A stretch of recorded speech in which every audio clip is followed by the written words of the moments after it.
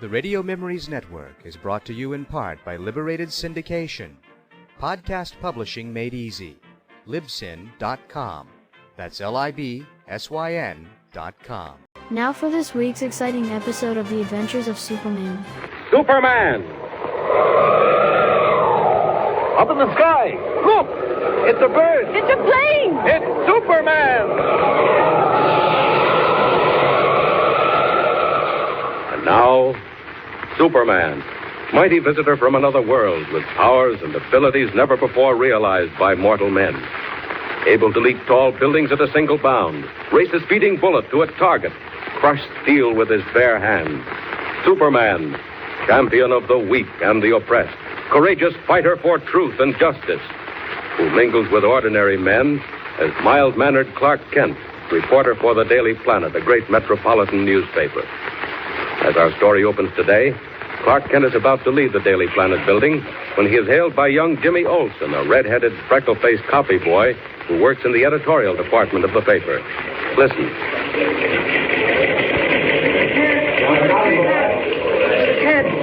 Can I see you a minute? Hi, what's up, Jimmy? Oil on fire? No, it's nothing to do with the paper, Mr. Kent. It's sort of personal if you're in a hurry and you haven't got time. No, all the time in the world, Jimmy. Come into Mr. White's office. He's gone for the day. There. Now we can talk without having to shout over the racket of those typewriters and news tickers. What's on your mind, Jimmy? You look worried. I am worried, Mr. Kent. It's about my mother. She's sick, Jimmy? No, she's all right. At least she's all right now. Well, what do you mean? I guess I better start from the beginning so you'll know what it's all about. All right. You see, my father owned a candy store on Spruce Street. Uh-huh. When he died 3 years ago, my mother went to work in the store and kept it running pretty good. Oh, all by herself, eh? Yes, but she doesn't complain. Not Mom. She wouldn't have even told me about Gyp Dinelli if I hadn't caught her crying. Gyp Dinelli? The racketeer? What's he got to do with your mother in the candy store? I'll tell you, Mr. Kent. About a month ago, a man came into the store and told my mother that unless she paid $20 a week protection money to Gyp Dinelli, the store might be wrecked. What? And has she paid him? Yes, sir. $100 so far. And he's coming tonight for another 20. Jimmy, are you sure Dinelli is behind this? Absolutely. Ours isn't the only store he's taking money from. All the stores on Spruce Street pay. Uh-huh. The guy who comes around is just Dinelli's collector. Did you say he'll be there tonight? Yes. That's why I wanted to talk to you. Mom can't pay anything. And why should she? This is a free country, Mr. Kent, and no crook's got a right to... No. Take it easy, Jimmy. We'll fix Mr. Dinelli. I'll get down to the store with you and meet his collector. Gee, Mr. Kent, would you? Sure, but remember, Jimmy, not a word about this to anyone. Rats like Dinelli must be handled privately. I'll get your hat and coat. No time to waste. Gee, thanks, Mr. Kent. I'll see you at the elevator.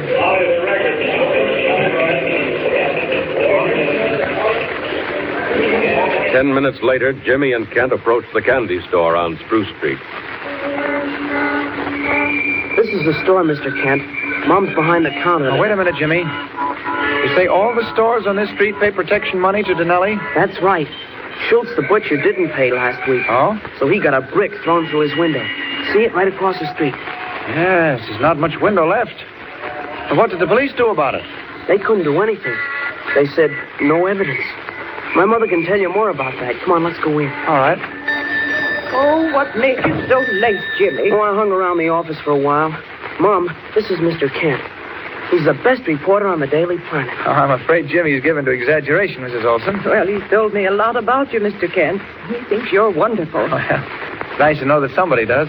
Mom, I told Mr. Kent about Gyp Dinelli and the racket he's pulling. Jimmy, you shouldn't have. You promised you wouldn't mention it to a soul. No, it's quite all right, Mrs. Olson. I want to help you. Oh, you can't help me. Nobody can. There's only one thing left for me to do. Give up the store. Oh, I won't let you do that, Mom. I'll go to Gyp Dinelli myself. I'll tell Just a minute, Jimmy. You won't have to give up the store, Mrs. Olson. I've been up against men like Dinelli before, and I think I know how to handle them. I understand his collector is coming tonight. Well, what time does he usually arrive? Well, he should be here any minute now. Oh? But, Mr. Kent, now please don't start any trouble. They said that... I know what they said, Mrs. Olson.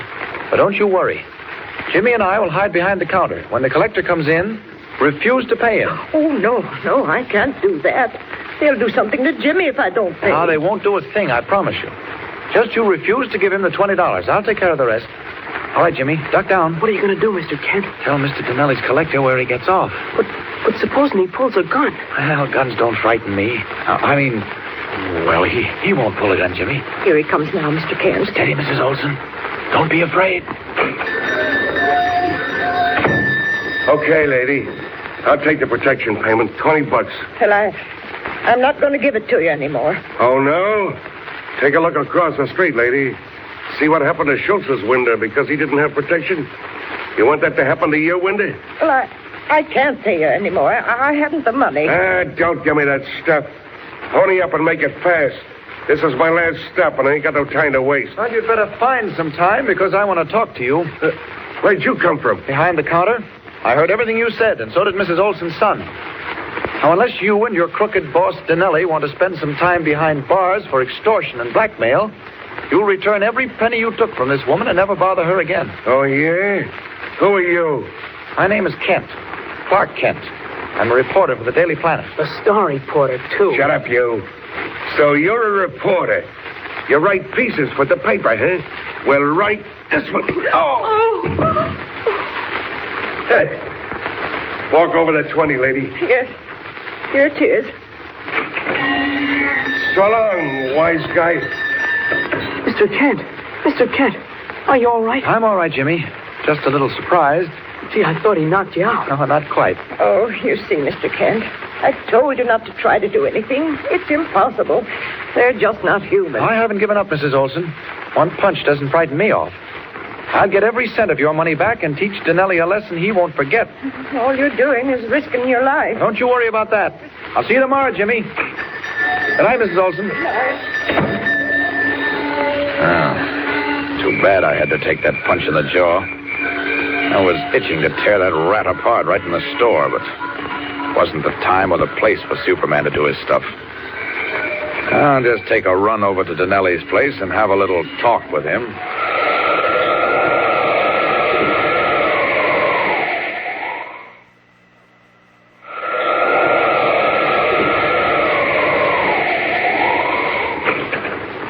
Here it is, Chip.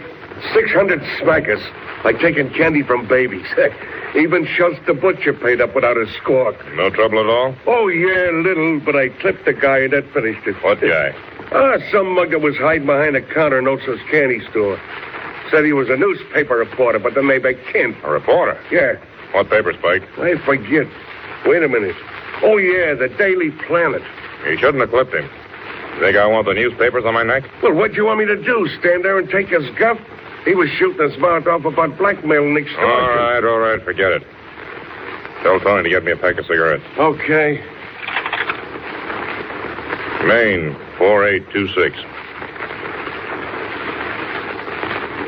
Hello? Louis? Yeah, what's up, boss? Tomorrow, a newspaper called the Daily Planet may publish a story about how the stores on Spruce Street are paying me protection money. Yeah? I want all those papers bought up the minute they hit the stands. Every one of them. You got it? Okay, boss. Chip, he's here. Who's here? That reporter, Kent. Tony let him in. He's waiting in the soundproof room. Let me finish him, Chip. Let me get him out of the way. Don't be a fool. Want to get us in a jam? I'll talk to him. Well, you better be careful. Don't worry, I'm always careful. Now, you stay here.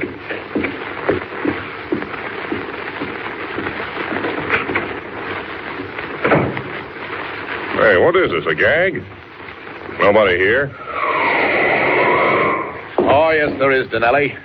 I just thought I'd wait for you in the closet. Hey, somebody trying to kid me? Spike said a reporter was waiting, not a guy in a circus outfit.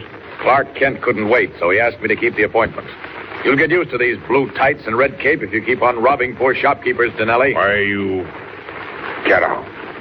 Get out before I'll get out the moment you hand over the $120 you took from Mrs. Olson. And as soon as I teach you how to behave like a decent human being. Get out or I'll plug you. That gun won't do you a bit of good, Dinelli. Fortunately, I see this room is soundproofed. Get back or I'll shoot. Go ahead. Nothing happened. Right you are. And now it's my turn. There goes your gun. Hey, what do you think And you're here doing you go. Help, let me go. Not until you learn an Let go important of me. lesson. Let's see how you bounce off the wall. Not bad at all. Killing me. Not quite, Danelli. Another bounce. Stop. Stop, I'll do anything. All right. Let me have $120. Sure. Here it is. Good. Now, this was only a sample, Danelli. The next time you try your extortion racket, you won't walk for a month. Understand? Yeah, I understand. Well, then I'll leave. Through the window. Remember, Danelli. Remember. Spike. Spike. Coming, Chip. I'm coming. Hey, what happened? You're all messed up. Never mind what happened. Listen to me. You told that Olsen woman if she squealed, we'd take care of her, didn't you? Yeah, sure. What time did she close her store up? 10 o'clock. And who's with her? Just her and her kid. Okay. You and Tony take the big car and get on there. When she comes out of the store, teach her a lesson. But how, Chip? It's about time you knew how. Show her and her kid it don't pay to squeal. On, get going. Has Superman started something that even he will be unable to stop? Something that may result in injury to Mrs. Olsen or Jimmy? Even now, Jip Dinelli's two henchmen are speeding to Spruce Street in a high-powered car, where they plan to wait in the darkness, ready to strike. And where is Superman? Don't miss the next thrill-packed episode. Tune in and follow the exciting story of Superman. Up in the sky. Look! It's a bird. It's a plane! It's Superman! Superman is a copyrighted feature appearing in Action Comics magazine.